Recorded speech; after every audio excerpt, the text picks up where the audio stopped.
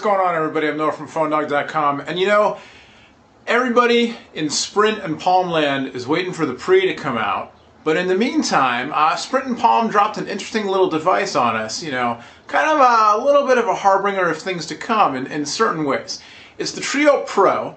It's a Windows mobile device. It borrows, you know, kind of from the Centro with the keyboard and kind of the overall look and size and stuff. But then it's got some new design cues that kind of have me thinking Pre a little bit, with the rounded corners and the black glossy plastic and all that. Windows Mobile 6.1. You know, it's an interesting device because it's thin. It's got, you know, it's relatively zippy for Windows Mobile. It's got a 3.5mm headphone jack on the bottom. It's an attractive price point. But how does it fit in? I mean, everybody's waiting for the Pre, and then Windows Mobile users, either, you know, the Touch Pro on Sprint for the hardcore business people, or folks waiting for the new round of devices, the HTC, the Touch Diamond 2, the Touch Pro 2, and Windows Mobile 6.5 to be released. So, you know, kind of interesting. Where does the Treo Pro slot in? Is it a good choice for you? I don't know. Let's find out. So like I said, overall, I really was struck with the look of this phone. It's got this kind of like futuristic, stylish, but understated vibe going on that I really like. It's nice and thin. It's one of the thinnest, you know, full-featured QWERTY smartphones you're going to find, let alone on the Windows Mobile platform. The black glossy plastic and the rounded corners and everything, you know, make it. I think it's got a style that is equally at home in the boardroom as, you know, in a tech nerd's pocket or a, you know, a freelancer's pocket or what have you. It's got a cool look, and you know, if you watch the unboxing video, you know I'm a sucker for orange, so the orange materials in the packaging certainly didn't hurt things. But it's definitely got, you know, I don't want to play up the whole Apple. Well, of course I do. I keep doing it. The whole Apple Palm thing, but definitely, you know, there's Palm's taking some cues from Apple, and you know, some not so subtle. There was a thing in the packaging for this phone that says something about how the phone was, you know, inspired by California or something like that, which is right out of Apple's book, which is a little cheesy. But again, you know, looking for great new things coming from Palm, starting with the Pre coming soon. But we're here to talk about the Treo Pro. The funny thing about this phone, in addition to what I already talked about with, you know, kind of, well, where does it slot in the lineup? It's not Windows Mobile 6.5. It's not the new WebOS from Palm. So, like, who's going to buy it? The other funny thing is the keyboard. It's a very Centro-like keyboard. And while it's usable, I think it's too small for a hardcore power user to use. And, you know, a lot of Windows Mobile users are folks who either, you know, don't really care, or they're pretty hardcore and pretty geeky about their device, and they want it to be productive, and they're willing to live with a phone like, you know, the Treo Pro, or the Touch Pro, like I mentioned, that is, you know, they're willing to live with the bulk of it in exchange for having something that's very, very usable.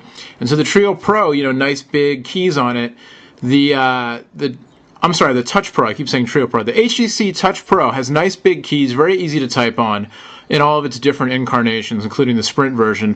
Whereas with the Treo Pro here and the Centro before it, you know, it's usable, and the keys have enough of a round to them and enough of a grip, you know, a little separation in between, that definitely you can get used to it, but just not as comfortable, not as easy to use as, you know, a device like the HTCs or some of the other devices, even the new Samsungs, the Epics, or the Saga for Verizon, that have just larger keys that are a little bit easier to type on. Maybe the Samsung's not the best example. BlackBerries as well, you know, a little bit bulkier of a form factor, but you get those bigger buttons, and that's what people want. Similar with the screen on the Treo Pro, you know, not the biggest, not the highest res, not widescreen, and not really all that finger friendly. You're going to want to use the stylus with the Treo Pro's screen for the most part. And so, you know, you're kind of, it's just kind of a funny mix, because with the Centro, it sort of made more sense because the Palm OS is a little bit more stripped down, and you know, a little bit kind of less for the power user, more for just kind of managing email, contacts, calendar, web browsing, that kind of stuff. A Windows Mobile device, you know, you're looking for that whole Windows Mobile experience, you know, all the compatibility with all the apps and all that stuff. And with a screen this small, and it's not finger friendly and everything, you know, it kind of left me kind of scratching my head a little bit, wondering who the target market is. Also, you don't see anything on this device, any layer of UI on top of Windows Mobile like you do with the newer devices from HTC. So again, you know, it's kind of that. It's not 6.5. I've said it a million times. You don't need me to hear you don't need to hear me say it again. So I'm not a big fan of Internet Explorer 6. I'll show it to you. I would highly recommend installing Opera on the device if you're going to be using it. Get yourself Opera, or even I've tried Skyfire on it, and Skyfire is still in beta, and I think Opera is really your best bet. Much better web browsing experience than Internet Explorer. I'm having some trouble here even. Let's get to go to web address. There we go. So we'll load up PhoneDog. The one thing I can say is I do like the way it appends your URLs with .com, .org, or .net right away. Won't help you if you're trying to get to Delicious, but for .com sites definitely saves a little bit of time. I've had pretty good connectivity testing the phone here in the San Francisco Bay Area, at home, at work. Took it out to a few places. In general, you know, connectivity was good. Even when the bars were low, the phone still seemed to find a way to grab onto a signal.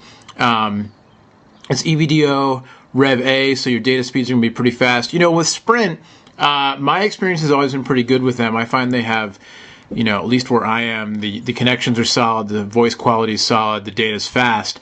No exception here with the Treo Pro. Haven't had any issues with it. The audio quality's been good. I read a few other reviews, one in particular where they were complaining a lot about the audio quality, but I didn't have any problems with it. It's got a built-in speakerphone, it's got stereo Bluetooth, and then, like I said, it's got the 3.5mm headphone jack on the bottom, which is nice. And so, yeah, IE6, you know, the PhoneDog site is a little bit taxing on mobile browsers, but you compare this to Opera, you compare it to Android, you compare it to iPhone, and there's really not much of a comparison. You don't really want to go this route, I don't think. I'm going to show you Skyfire on this just because it's, you know, it's worth mentioning. We did a little review of Skyfire recently, or not really a review, but a tour of their newest beta.